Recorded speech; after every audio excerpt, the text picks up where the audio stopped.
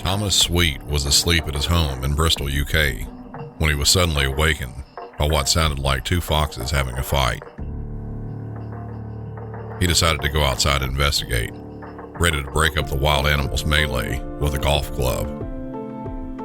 When he made it outside in the early morning hours of September 23, 2015, just before 3 a.m., he wasn't met with any sort of wilderness creatures, but with the bloody screams of a man. And nearly 5 years earlier, in Sheboygan, Wisconsin, a woman gleeful with holiday cheer helps to cause one of the weirdest 911 calls I've ever heard. Have the tissues ready and some sort of pillow on the ground for this one. Your jaw may hit the floor more than a couple times. Welcome back to Music City 911.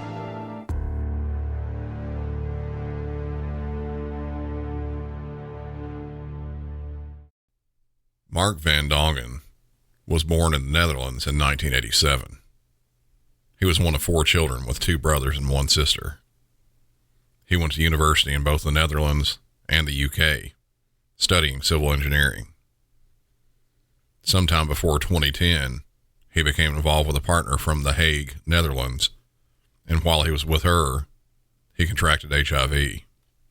Sometime after splitting with that woman, he got on a dating site specifically geared towards people who were HIV positive. That's where he met a woman in Bristol, England. After chatting online, he agreed to go and meet her. The woman, Berlina Wallace, was originally from South Africa and was significantly older than Mark, 17 years his elder. But even with that, they grew close, and after a while, their relationship became intimate. Shortly after returning to the Netherlands from one of Mark's trips to visit her, Berlina contacted him, saying she was pregnant. He had already developed a strong relationship with her and decided to move to Bristol to live with Berlina. Not long after this, she told Mark that she had a miscarriage. Mark stayed there with her in Bristol after all this happened. He was working and helping pay the bills, as well as the cost of Berlina's fashion school, where she was a part-time student. He would also give her money to send back home to family in South Africa. Their relationship, though, was rocky at several points, sometimes very rocky, but Mark ended up keeping at it, but only did so up to a point. Somewhere around mid-year 2015, Mark made the decision that he was going to break up with her. And around July of the same year, he went back on a dating site and started chatting with a new woman named Violet. In August, they agreed to meet and went for a coffee. Mark and Violet enjoyed their time together and arranged to meet again for a movie 4 days later.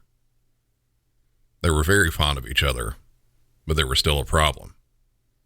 Mark was still living with Berlina.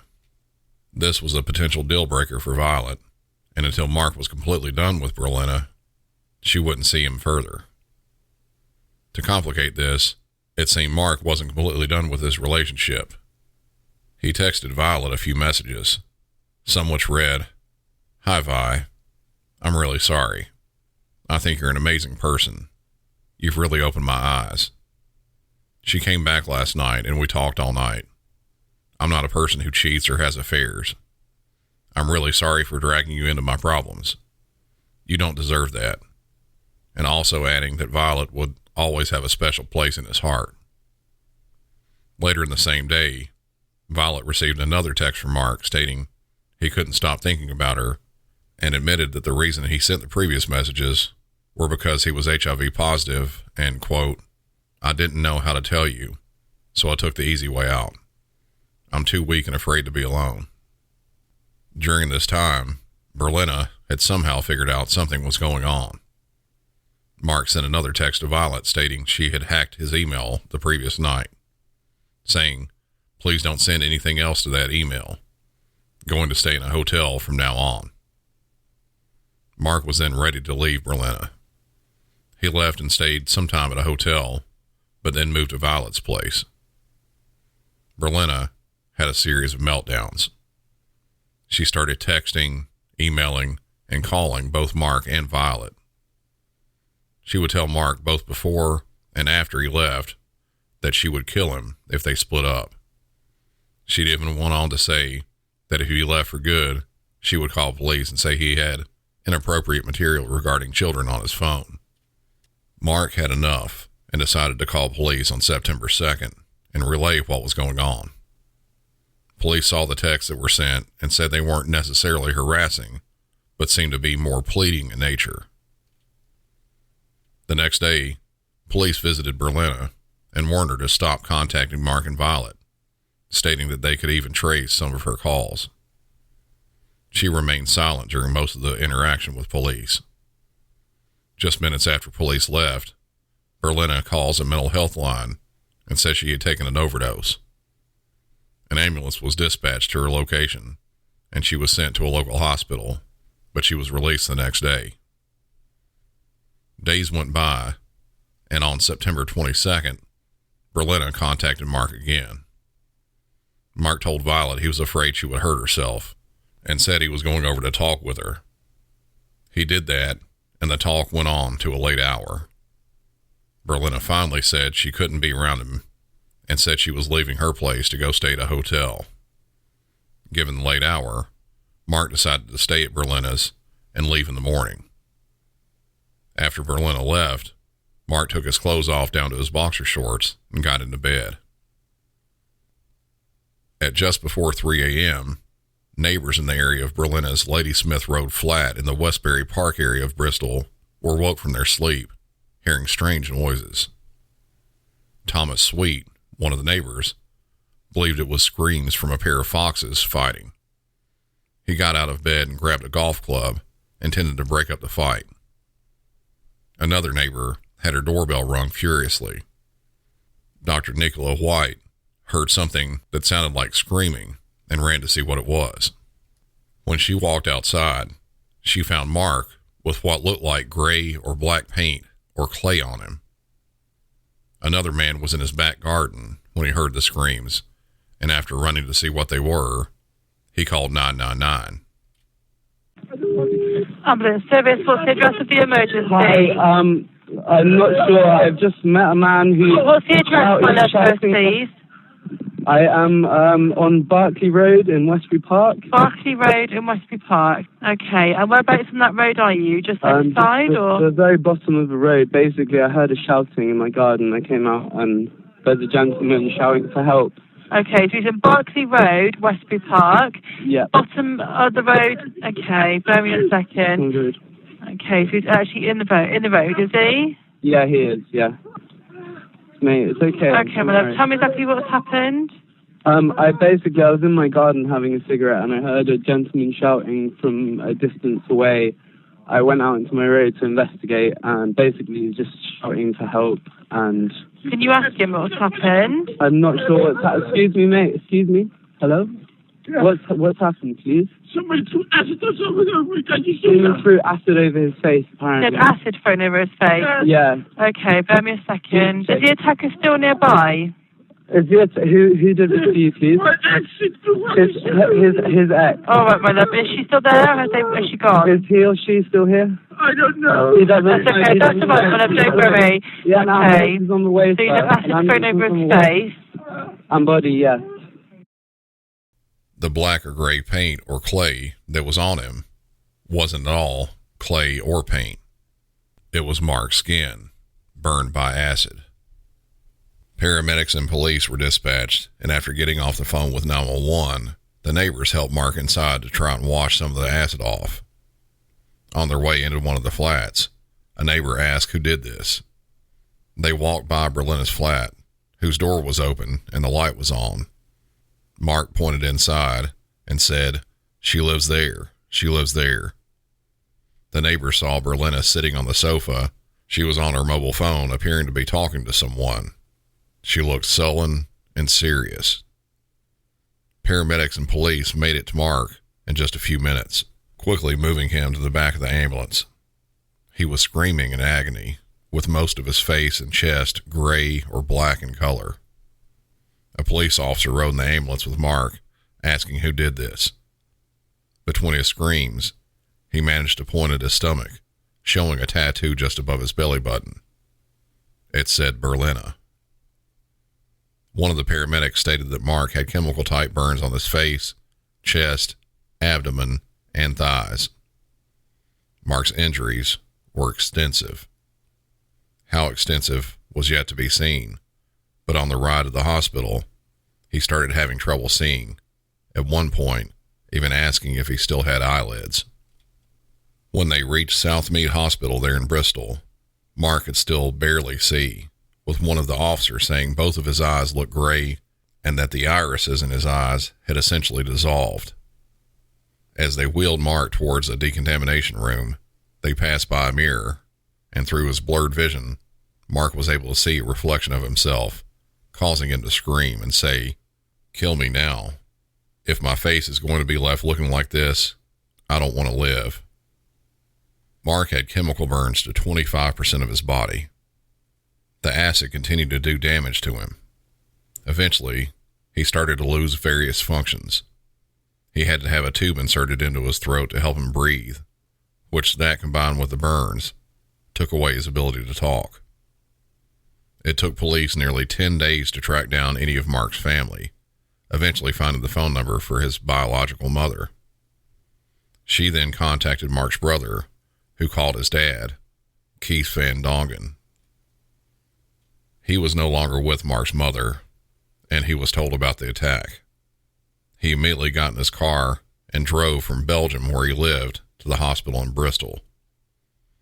After about an 8-hour drive, Mark's dad and stepmom got to the reception area of the hospital and asked where Mark was. He was given direction towards the intensive care unit. Mark's dad saw there were 6 rooms, but passed by all of them and couldn't find Mark. He stopped back by and asked a doctor where his son was, hoping that the police made a mistake about the attack.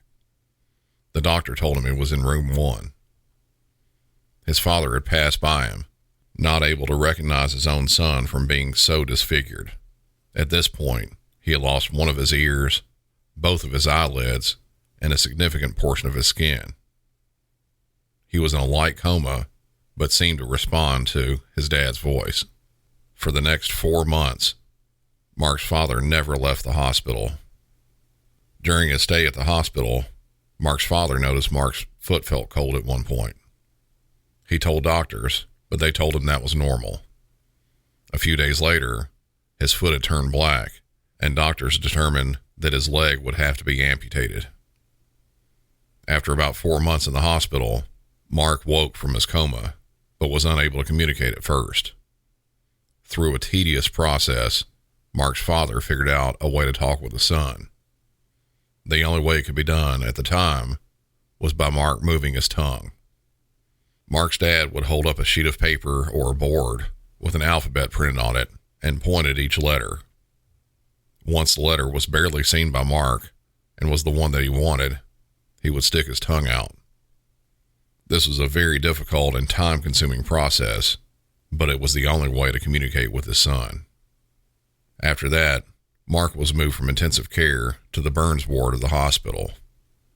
Mark was stable enough at that point that his father was able to return to Belgium, where he lived, and was able to work during the week. But each weekend, as soon as he was off work, he would drive back and stay with Mark, only driving back home to Belgium on Mondays. There were several problems during the times that Mark was in both intensive care and the burns unit. Twice, he had to have a tube inserted via tracheotomy to help him breathe through a ventilator. He was never able to eat and was fed through a tube. Virtually all of his organs were affected by the attack, and functions of each were limited.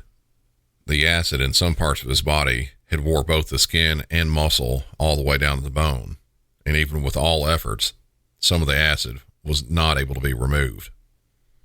Because of all the damage, Mark was paralyzed from the neck down. But Mark had extensive nerve damage, and even though he was paralyzed, he was in constant pain. He was being administered round-the-clock painkillers, which helped some, but was never enough to stop the pain entirely. Over the course of the year, Mark did have some slight improvements. A speaking valve was inserted into his neck, which gave him the ability to speak again. It was 10 months after the attack that police were actually able to interview Mark for the first time. He told them what happened on the night of September 22nd and into the morning hours of September 23rd. After Berlina had left and gone to stay at a hotel, Mark decided to stay and sleep there. He got in bed, but at just before 3 a.m., he was woke by laughter. That was followed by him seeing Berlina and her saying, "If I can't have you, no one else will." That's when she threw some liquid in a glass at him. Going back to September 23rd, police arrived and entered Berlina's flat and started questioning her. She was eerily calm, but was answering questions. Police inspected the bed that Mark had been sleeping in, and the sheets and pillows were burned black. Police asked her what had happened, and she claimed that she had bought some sulfuric acid with intent of cleaning her drains. They also noticed that she had a pair of blue jeans laid out on the floor with a glass close by. She said she was using the acid to try to distress the jeans. When asked what happened between her and Mark, she said that they had been having an argument and Mark had become violent, grabbing at her, and to try to calm him down, she threw a glass of water at him, but mistakenly must have thrown the glass of acid. Her story overall wasn't adding up. Her drains were inspected and looked as though they hadn't been cleaned in months. She would later change around and add to her story.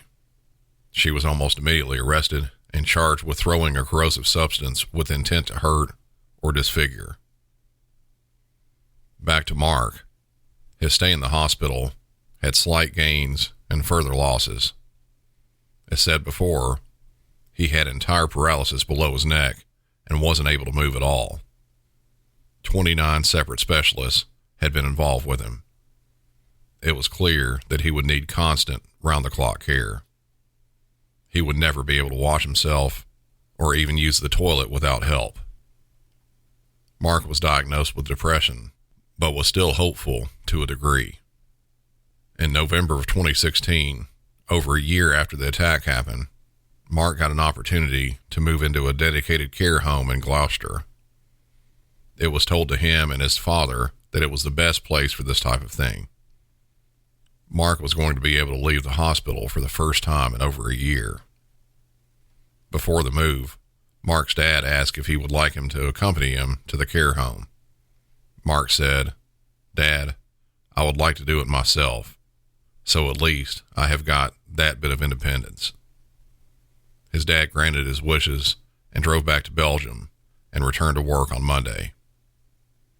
By Tuesday night of that week, Mark's dad received a phone call. It was Mark. He was screaming and in complete distress. He begged for his dad to come to the group home. His dad hopped in his car and drove overnight and arrived at the care home in the early morning hours at around 5 a.m.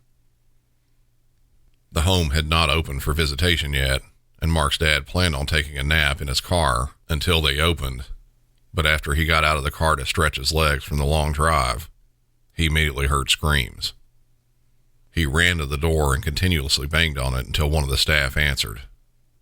They let him in, and he went straight to Mark's room. He was found screaming and covered in his own feces. Mark's dad went back to his vehicle and got some towels and was able to clean Mark up. No one there wanted to help Mark, likely due to his appearance. It was clear that the care home was not the place for Mark. He was visibly scared and asked to come back to Belgium with his dad. Keys, Mark's father, had been helping with Mark in every way he could for over a year.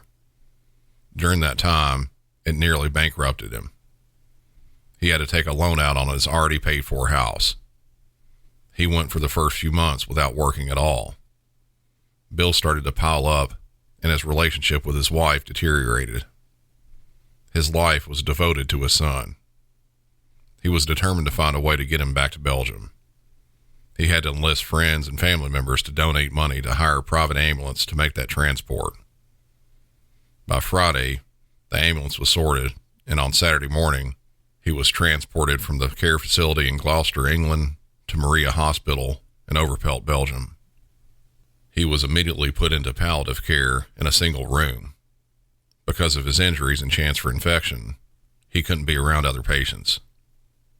Mark's father, from then on, never left his side. More experts were brought in to evaluate Mark. It was determined that no matter what sort of therapy or care was given, Mark would remain paralyzed for the rest of his life. He would remain in a constant state of pain and would never be able to function at all on his own. Just before Christmas of that year, Mark got another lung infection. He was told that it would require another tube to be inserted, but this time there was a 99% chance he would lose his voice and likely for the rest of his life. This was all that Mark had left, his ability to talk with his dad. Mark said he was opposed to the tube because he wanted to be able to talk to his father until the end. It was thought that if the infection kept getting worse, Mark would only have days to live. If the infection slowed, he might be able to make it 2 or 3 weeks before dying a terrible death from asphyxia. Before all this happened, Mark had talked with his father about another option: euthanasia. That was something that was legal in Belgium.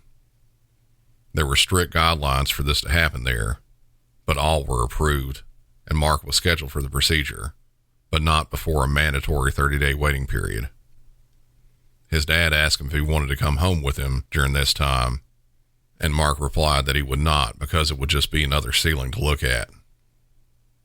Mark said he had suffered enough pain and misery, and that he was tired of fighting. He said, "Please, let me go." On January 2nd, with his dad by his side, Mark had a catheter inserted into his heart. Drugs were pushed to complete the euthanasia, and by 7:15 p.m., Mark had died. News of Mark's passing reached police back in England. Berlina then had an added charge of murder. Just after the attack and Berlina's arrest, she was questioned by detectives extensively. A portion of one of those interviews was released. And Mark would have been the only person that could have put the acid in that glass. Yeah, he did, because he said to me it was water. I've got water for you, like you come and take your medication and go to bed. He wanted me to burn my insides. Can you imagine? Can you imagine? Oh, yeah, it would have been awful, yeah. No, it's not. It's just like this man betrayed me.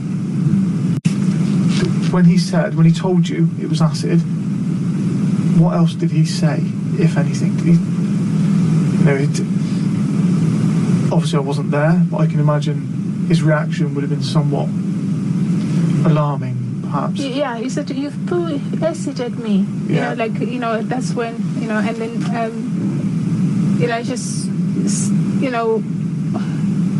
I just realized it was. And smelly, and in a house, and then he was saying, "Oh, it hurts," and then that's when I wanted to help him. And I appreciate I probably know the answer to this, but I will ask you anyway. Why didn't you call the ambulance? I was just confused and about loads of things. I was confused. Through questioning and her trial, Berlina had several different explanations about what happened. She stated, like before, that she had purchased the acid to clean her drains. She also told police that she believed Mark was actually planning on using acid on her, stating that he would pour her a glass of water before bed each night to take her medications. She believed that Mark wanted her to drink the acid. Her story wasn't believable to police or to the jury. Other pieces of their relationship came out in court, as well as some other key pieces of evidence.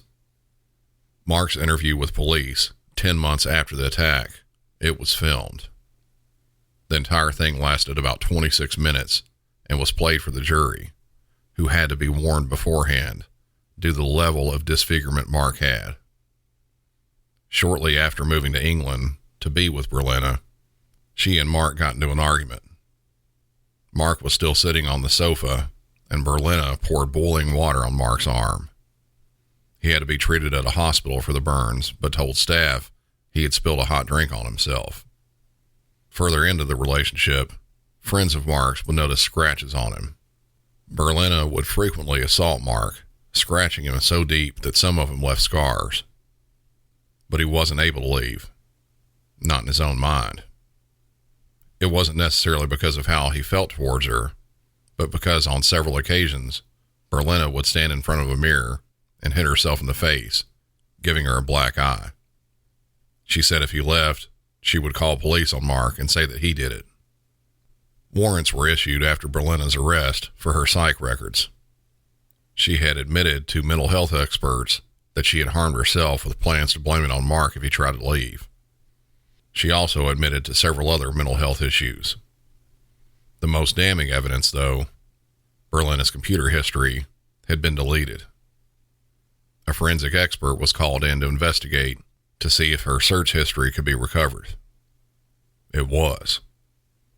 She had visited a total of 82 different sites, viewing pictures of people who had been disfigured by acid attacks. She searched for terms related to acid attacks as well. She also had searched for terms like, would you die if you swallowed sulfuric acid? So she had been planning the attack. Jurors were given strict instructions on what constituted each charge, and after 15 and a half hours of deliberation, the jury returned their verdicts. Guilty on the charge of throwing a corrosive substance with intent, but not guilty of murder, due mainly to Mark being euthanized. That may not have mattered, though. Berlina was still given a life sentence in prison with a minimum time served of 12 years. She won't be eligible for release until at least 2027. Customers are rushing to your store. Do you have a point of sale system you can trust, or is it a real POS? You need Shopify for retail. Shopify POS is your command center for your retail store. From accepting payments to managing inventory, Shopify has everything you need to sell in person. With Shopify, you get a powerhouse selling partner that effortlessly unites your in-person and online sales into one source of truth. Track every sale across your business in one place and know exactly what's in stock. Connect with customers in-line and online. Shopify helps you drive store traffic with plug-and-play tools built for marketing campaigns from TikTok to Instagram and beyond. Get hardware that fits your business. Take payments by smartphone, transform your tablet into a point-of-sale system, or use Shopify's POS Go mobile device for a battle-tested solution. Plus, Shopify's award-winning help is there to support your success every step of the way. Do retail right with Shopify. Sign up for a $1 per month trial period at shopify.com/MC901, all lowercase. Go to shopify.com/MC901 to take your retail business to the next level today. Shopify.com/MC901. You know when you discover a new binge-worthy show or a song that you bump on repeat and you have to share it with your friends so they can experience just how awesome it is? That's kind of what it feels like when you discover that Mint Mobile offers premium wireless for $15 a month when you purchase a 3-month plan. It's such an awesome deal, there's no way you can keep it to yourself. Mint Mobile is here to rescue you and your squad with premium wireless plans starting at $15 a month. All plans come with high-speed data and unlimited talk and text delivered on the nation's largest 5G network. Use your own phone with any Mint Mobile plan and bring your phone number along with all your existing contacts. To get this new customer offer and your new 3-month premium wireless plan for just $15 a month, go to mintmobile.com/MC901. That's mintmobile.com/MC901. Cut your wireless bill to $15 a month at mintmobile.com/MC901. $45 upfront payment required, equivalent to $15 a month. New customers on first 3-month plan only. Speed slower above 40 gigabytes on unlimited plan. Additional taxes, fees, and restrictions apply. See Mint Mobile for details. The last call I'll be talking about is a little over 6 minutes long. And as I said in the intro, it's one of the weirdest and oddest 911 calls I've ever heard.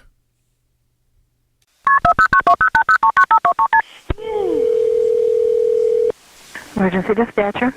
What's the matter? What's the matter?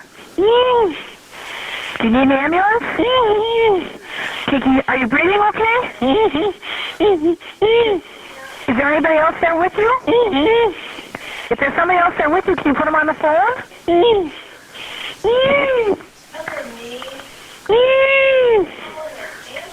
Is this Willard? And you need an ambulance? Okay, stay on the phone. It's going to sound like I'm hanging up, but I'm not. I'm going to be dispatching an ambulance, okay? Okay, just stay on the ambulance with me. Stay on the phone with me. Wake up, neighbor. Who's that? Is that a neighbor? Is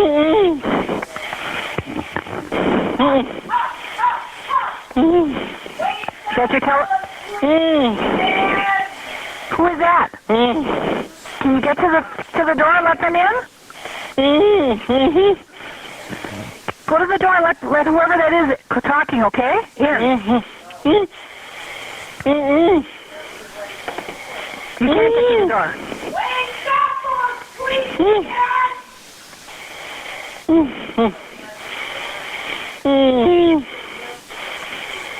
Okay, I'm sending an ambulance, okay? Don't hang up. You're going to hear some clicking. Don't hang up. Can you call the ambulance? I'm glad you can. Take care of your goddamn son. I love you. I warned you. I warned you, Mr. Reader. I'm going to shake. Wake up and take your goddamn time, put it on my I love you. Are you afraid like I was afraid? You're insane. What's reality? What time is it? The end of the world is coming, Jim Reader. You're going to hell. That's what it's going to be on time. You're in good shape. Okay, I'm back. I'm going to go get a cup of coffee. Okay, who is that? Can I talk to that person? Oh, excuse me, you're so neat.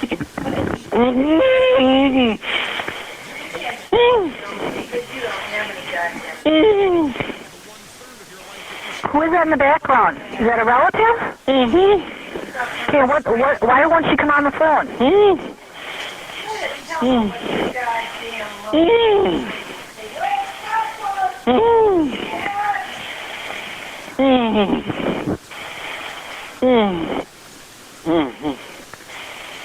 Okay, stay in line with me.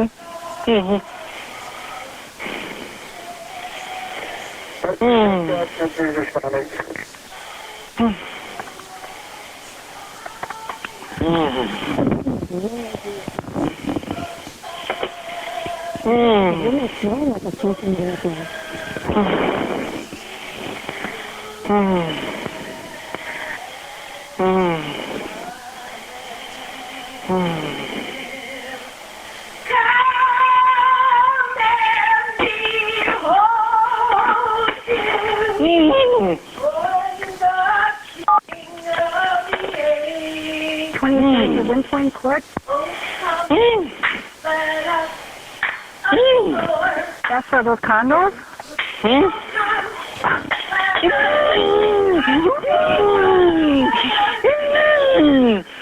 I'm getting stuck in this. That's station 3 right there. 2833 1 point. Okay. Has that person been drinking?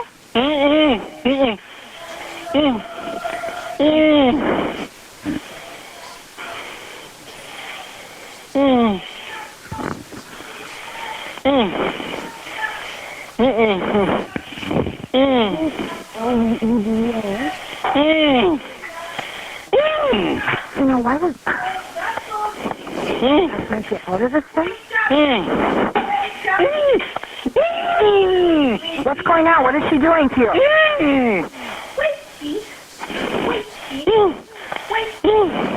Because this at the Oh, Jesus, I knew you could come Look at that. Every time I get back into anything in here. What's going on?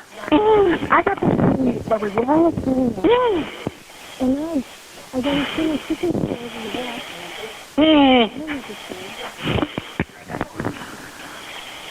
Oh, come. I won't hurt you. I won't hurt you because you really. This is hard for me to hurt you because I. Okay, there'll be someone there shortly. There's an ambulance on the way, okay? Just hang on. And no one can hurt you. I'm going to be with Sam, and you're going to live forever. Sing choirs of angels. You still there?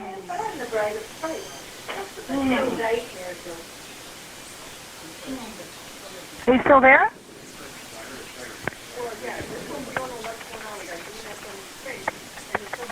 Hello? Before hearing that call for the first time, I knew a little bit about what happened, but I hadn't really dug into it too deep. When I listened, I couldn't believe what I was hearing. The call came in on December 6, 2010 in Sheboygan, Wisconsin. The caller had obviously extremely garbled and muffled talk. I couldn't tell anything he was trying to say. The dispatcher did her best to try and communicate with the person, but was never able to get too far with it. And to top off the craziness, a woman could be clearly heard in the background singing Christmas tunes. Police and medics were dispatched to the scene. Once they arrived, they found a woman outside belting Christmas music and holding a New Year's Eve style horn. She blew it loudly into one of the officer's ears and then threw coffee at police. They entered the home and found the caller, 79-year-old William Louders, in a bedroom holding some gauze in his mouth.